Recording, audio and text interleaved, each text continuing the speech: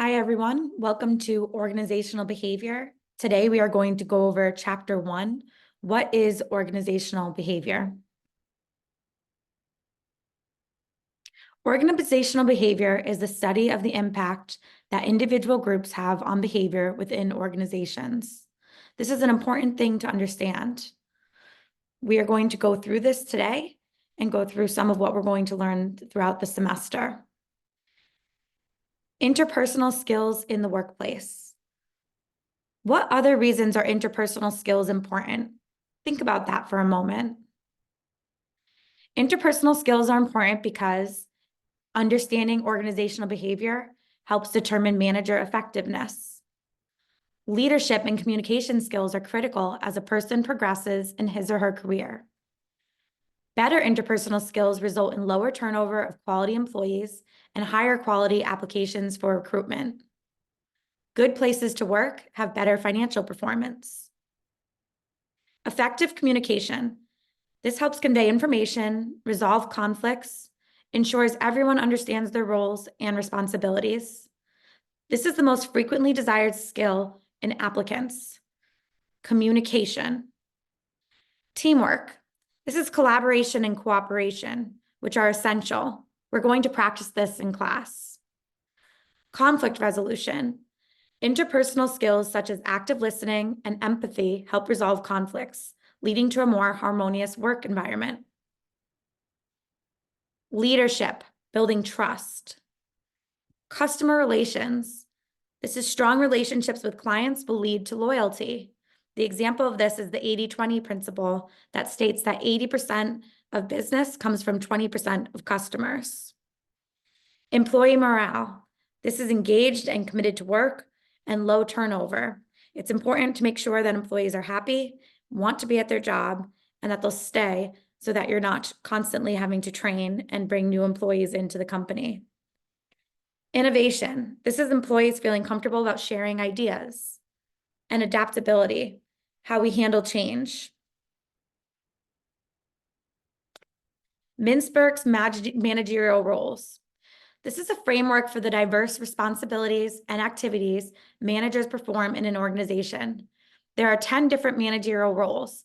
Managers can use this framework to assess their own strengths and weaknesses and improve their effectiveness. The framework also provides role clarity. Please take a few minutes and go over this framework. For more information on Mintzberg's managerial roles, there's a website here that you can visit. Please feel free to pause the video and go over the managerial roles. Management skills. Robert Katz was a social psychologist and management theorist best known for his 3 skills model. Feel free to go to this website for some more information. Technical skills enable employees and managers to carry out roles effectively. So one example of this is an employee who is working remote might fix their equipment at the house that they're working at on their own. That expertise can help them with working remotely and being effective throughout the day. Human skills. This is the interpersonal skills like we just discussed. And it's the ability to work with, understand, and motivate other people. Conceptual skills. This is to make decisions that align with organization's mission and vision and to see the big picture and adapt to changing environments. An example of this is when COVID hit. Many businesses had to adapt their models and how they did business in order to stay in business and continue to be effective. Managers' functions, roles, and skills. Henry Fayol was a French management theorist who developed the 5 functions of management you'll see here. A manager is someone who gets things done through other people in organizations. The 4 managerial activities are traditional management, communication, human resources management, and networking. In the 5 functions of management mentioned above, planning. These are the settings for an organizational goals and defining how to achieve them. Organizing. This is arranging resources to implement the plans effectively. Commanding. This is also known as leading, motivating, communicating, and inspiring employees to reach their goals. It's how we make decisions. Coordinating. This is synchronizing activities and efforts across the organizational work together seamlessly to achieve objectives. And controlling. This is evaluating performance, and it ensures the organization stays on track and adapts to changes as needed. It's depicted as a continuous cycle because managers do this continuously in order to be effective. For effective versus successful managerial activities, as we discussed, the 4 managerial activities are traditional management, communication, human resource management, and networking. Traditional management would include decision-making, planning, and controlling. Communication, this is exchanging routine information and processing paperwork. Human resource management, examples of this: motivating, disciplining, managing conflict, staffing, and training. And lastly, networking. This is socializing, politicking, and interacting with outsiders. To be successful in terms of managers, this is speed of promotion within the organization. To be effective in terms of managers, it's the quantity and quality of their performance and the satisfaction and the commitment of their employees. Successful managers are 48%, spend 48% of their time networking, according to Luthans.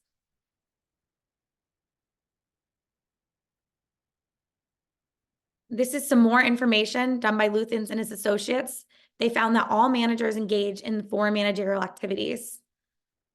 There's investigative managers. They looked at over 450 managers. Successful means they get promoted. This means they spend half of their time networking. And Luthans also found that effective, which was committed employees, spend about half of their time communicating. Traditional management, communication, human resource management, and networking are again summarized here. And there's more information linked below. The systematic study of organizational behavior. Systematic study is looking at relationships, attempting to attribute causes and effects, and drawing conclusions based on scientific evidence. It's valuable to organizational behavior because they allow for reasonably accurate predictions. Evidence-based management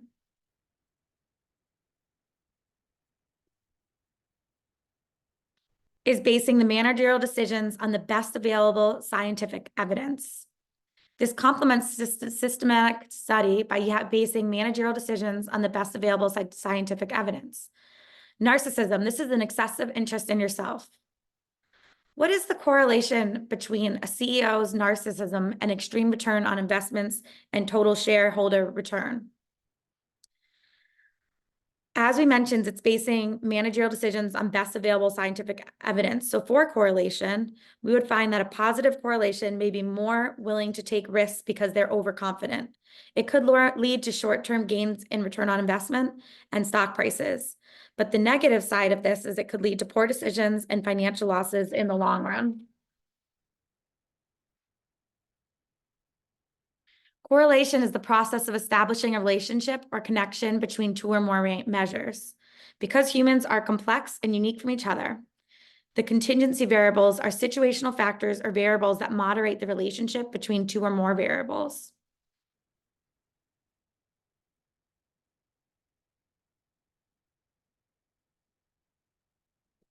Intuition. This is the instinctive feeling not necessarily supported by research. So for example, when I'm hiring, I usually go off of a gut feeling.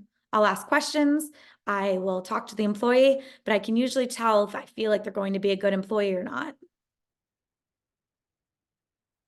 Behavioral science contributions. These are disciplines that contribute to the organizational behavioral field. Psychology. This is science that seeks to measure, explain, and sometimes change the behavior of humans and other animals. Social psychology. This is an area of psychology that blends concepts from psychology and sociology to focus on the influence of people on one another. One major study area is change, how to implement it, and how to reduce barriers to acceptance. Sociology. This is the study of people in relation to their social environment or culture. And anthropology. This is the study of societies to learn about human beings and their activities. Anthropologists' work on cultures and environments has helped us understand differences in fundamental values, attitudes, and behavior among people in different countries and within different organizations. Absolutes that apply to organizational behavior. Organizational behavior was developed by applying general concepts to a particular situation, person, or group. For example, organizational behavior practitioners would avoid stating that everyone likes complex and challenging work. It's a generalization. Why? Because not everyone wants a challenging job. Some people prefer routine over varied work, or simple over complex tasks. A job attractive to one person may be unattractive to another. Its appeal is contingent on the person who holds it. Often, we will find both general effects. Money does have some ability to motivate most of us, and contingencies. Some of us are more motivated by money than others, and some situations are more about money than others. So an example of this is when I was running my childcare business.